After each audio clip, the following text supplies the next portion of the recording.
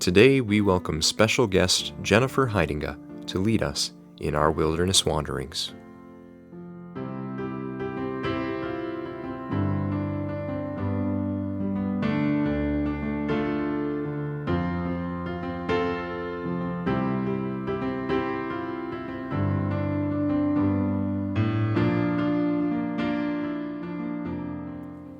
Today our text comes from Psalm 40.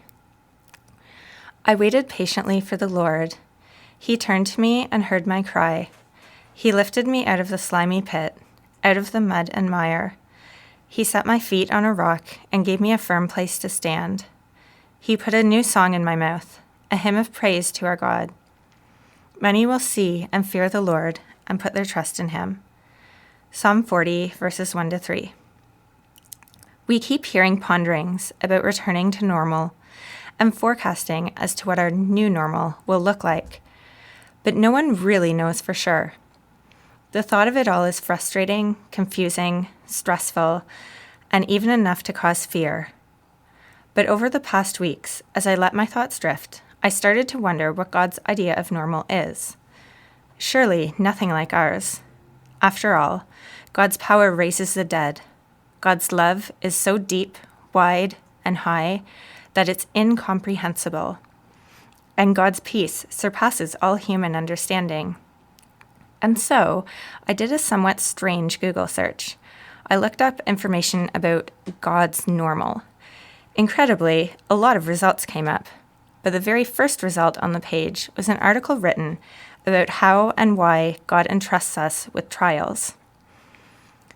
In February, I attended a worship conference. The keynote speaker was a worship pastor from the US. He talked about something that really struck a chord with me at the time, and now looking at our current circumstances, I am brought back to it again. He spoke of how the wilderness, or the trials of life, and the will of God are one and the same thing. Say what? If we were to go directly from where we are now to God's promise for our lives, we most likely would not be able to stand in the promise that God has for us. God's promise is full of giants. David could never have conquered Goliath without knowing that he could conquer a lion and bear first. God's promise is often sought after, but largely unknown.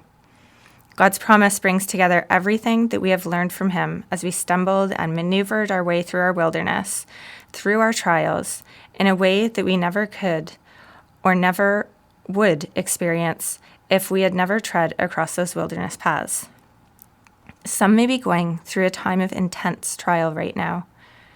The wilderness around you seeks to destroy everything that you've worked and trusted for. Seek God as you walk the wilderness path before you, through prayer and through God's word. It won't be easy because a wilderness journey never is. But when you finally start to see a glimmer of light on the other side of the dark desert, you will know that what you experienced was not for naught. It was not for nothing. I still don't know exactly what God's normal is, but I do know that his normal and ours are not one and the same. God is the one who creates with his spoken word. He laid out signs that pointed directly to the coming Christ, and then he sent his Son, his one and only, to come and redeem us all and the mess that we made of the world. Jesus went into the wilderness before he started his ministry. Then he taught, healed, and blessed on his way to the cross, followed by his resurrection. None of that is our normal. But it's God's normal. Our life right now isn't normal either, but maybe it's not supposed to be. Maybe our idea of normal is askew. Maybe our wilderness journeys in life are not meant to pull us into a pit, but to show us that while we may find ourselves in a pit for a time, like David in Psalm 40, it's not for naught. It's not for nothing. God drops us in wilderness places and brings us through trials to demonstrate his normal to us. His normal love leaves a throne for a cross. It is unbounded, and we can never be separate from it. Romans 8:39. Yet he surrounds us with that love as we fight, grieve, and walk the wilderness paths.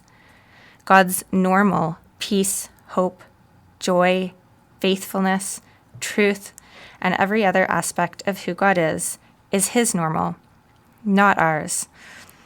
So as we all walk, stumble, and fall our way forward along the wilderness paths that still lie ahead of us, know that God is there.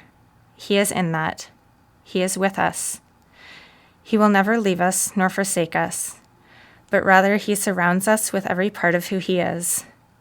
That is the best normal that we can ever hope to encounter.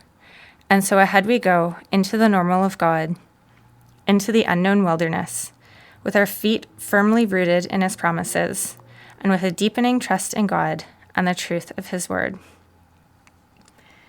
As you journey on, go with the blessing of God. May the peace of the Lord Christ go with you, wherever He may send you. May He guide you through the wilderness, protect you through the storm. May your day end with rejoicing at the wonders He has shown you. May you rest in His provision as He brings night, and then new dawn.